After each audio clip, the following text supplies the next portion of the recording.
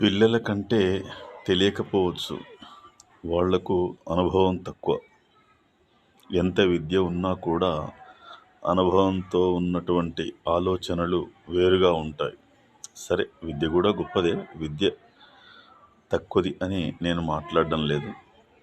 అయినప్పటికీ కూడా అమ్మాయిలకు ఎంత విద్య ఉన్నా కూడా విజ్ఞానం, అనుభవం అనేది ఉండదు.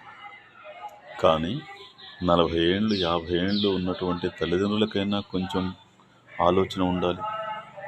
ఎందుకంటే వాళ్ళ అనుభవమే వాళ్లకు బుద్ధి నేర్పుతుంది కదా. ఆ వయస్సులో కూడా వాళ్లకు ఆ అనుభవానికి సంబంధించినటువంటి బుద్ధి, జ్ఞానం లేదు అంటే అందరూ ఆలోచించవలసినటువంటి అవసరమే. ఎందుకు అంటున్నాను అంటే, చాలామంది చుట్టుపక్కల జిల్లాల నుండి, ఆ ప్రాంతాల నుండి, గ్రామాల నుండి, అనేక ప్రదేశాల నుంచి హైదరాబాద్కు వచ్చి అనేక రకాలైనటువంటి కార్యాలయాలలో, వ్యాపార సంస్థలలో వాళ్ళ చుట్టూ తిరుగుతూ ఉద్యోగం కావాలని వాళ్ళకు గుడ్ మార్నింగ్ చెప్పి, గుడ్ ఆఫ్టర్నూన్ చెప్పి, గుడ్ ఈవినింగ్ చెప్పి, సారీ సార్ అని బ్రతిలాడుకొని, ప్లీజ్ సార్ అని బ్రతిలాడుకొని, ఎందుకు ఈ కర్మ అమ్మాయిలకు? అలాంటి కర్మను అమ్మాయిల తల్లిదండ్రులు ఎందుకు ప్రోత్సహిస్తున్నారు? ఎక్కడైనా ఉద్యోగం చేస్తే వారికి నచ్చినట్టు చేయకపోతే వెంటనే పంపించి వేస్తున్నారు. వాళ్ళు బయటకు వచ్చిన తర్వాత ఇంకో ఉద్యోగం దొరికేంత వరకు వాళ్ళకు ఇల్లు కిరాయి కట్టుకోవడానికి కానీ, వాళ్లకు పొట్ట నింపుకోవడానికి కానీ ఆర్థిక వెసులుబాటు లేక చాలా క్షోభ అనుభవిస్తున్నారు. మరి అప్పుడైనా జ్ఞానం రావడం లేదా? ఆశ్చర్యంగా అనిపిస్తుంది. ఆ మాత్రం తెలియడం లేదా అనేది.